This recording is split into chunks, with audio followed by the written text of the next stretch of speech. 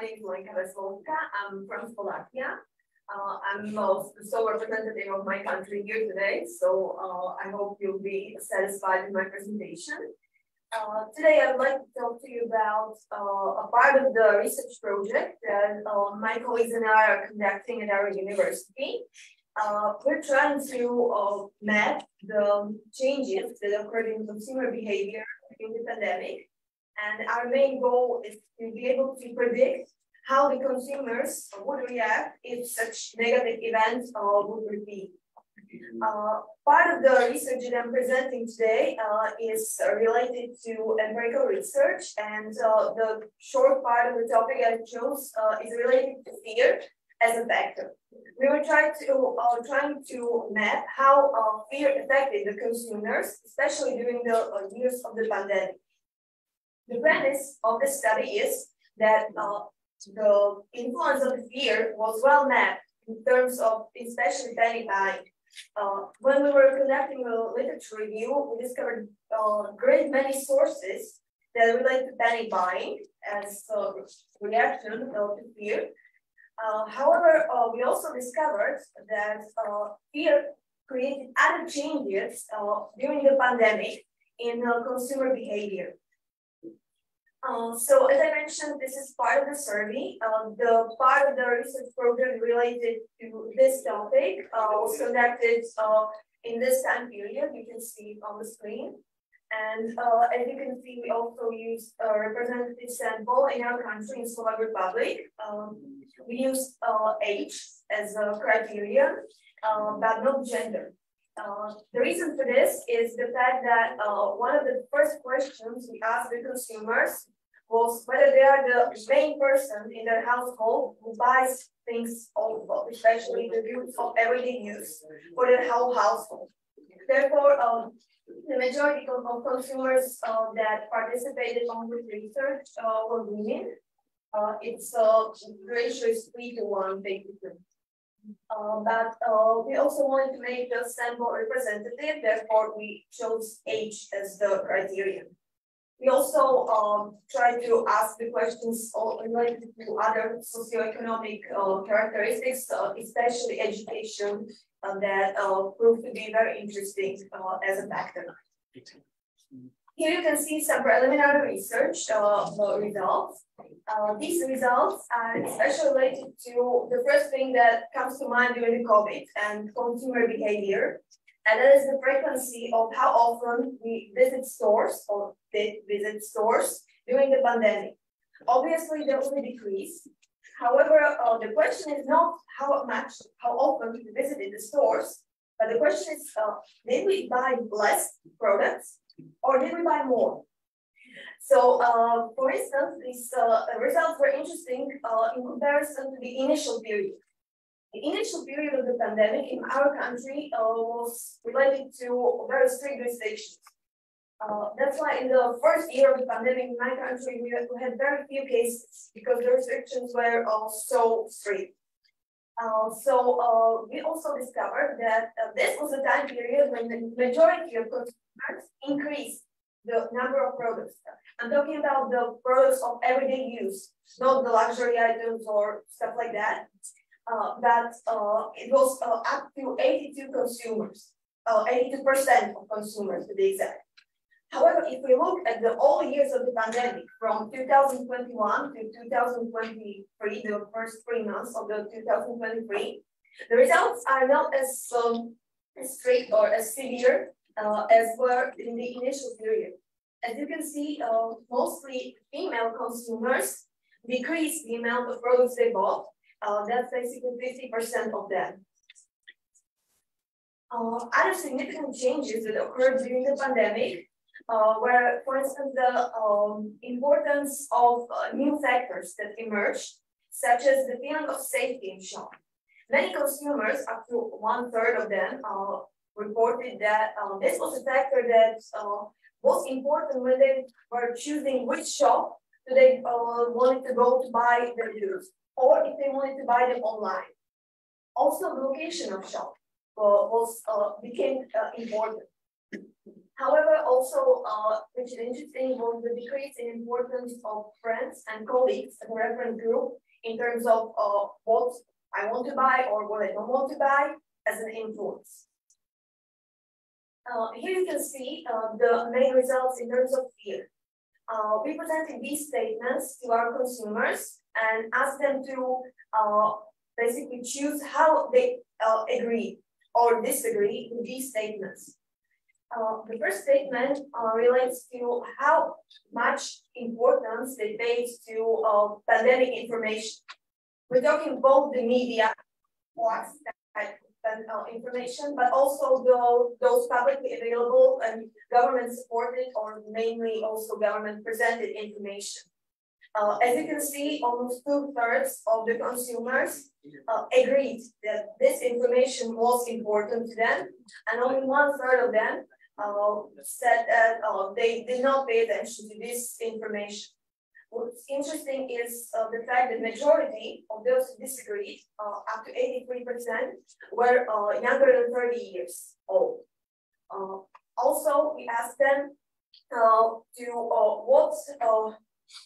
what extent they felt this fear in terms of whether they were worried about their own health or the health of their family members and stuff like that. What's interesting is the discovery that people mostly feared for the health of others more than they felt for their own health, which is basically positive in terms of humanity. Also, we discovered something we refer to as a social factor of shopping. Shopping is usually also a social activity. We meet with friends or family members, we go window shopping, or basically just take a stroll to the shopping mall. And we wanted to know how much fear affected this based on this thinking or based on what activity. And we discovered that it's the statement C that nearly 66% of consumers decided to shop unaccompanied. So they reduced this sort of social activity or maybe even part of their free time enjoyment. And this is a very great number. Obviously, women were more represented in this than men. The last statement relates to their fear about our country's economy. It's a positive outcome since almost 70% of people were worried about the country's economy. But when we factored education into this, we discovered that all of them, like 99.9%, were people with university degree. So majority of these people were the ones who actually understood what the impacts on the economy were, and especially on the government expenditures that were not very popular, but sometimes necessary. So in conclusion, this is also still part of the ongoing project, but we can already state that the changes were quite severe during the pandemic. What we're trying to discover right now is what is the duration of these changes or these new factors that influence consumers, or maybe I should use past time already, influence consumers during the pandemic. The role of government needs to be key in this, since the information needs to be managed, especially in terms of some unverified information sources that people use and their credibility that's questionable. This is a very huge issue that is right now starting to become very important in my country, because this was something that basically no attention was paid to before the pandemic, before we actually discovered how critical and how devastating such information can be on consumers. Some positive effects were obviously the technological innovations that many people adopted very rapidly during the pandemic, sometimes because they were forced, sometimes because they wanted to keep up with what was going on. But this is a huge step in the process of adaptation, and so I hope that this process will continue in a positive way. So thank you very much for your attention. This is the research project that I mentioned, and I'm happy to answer any questions if you have them.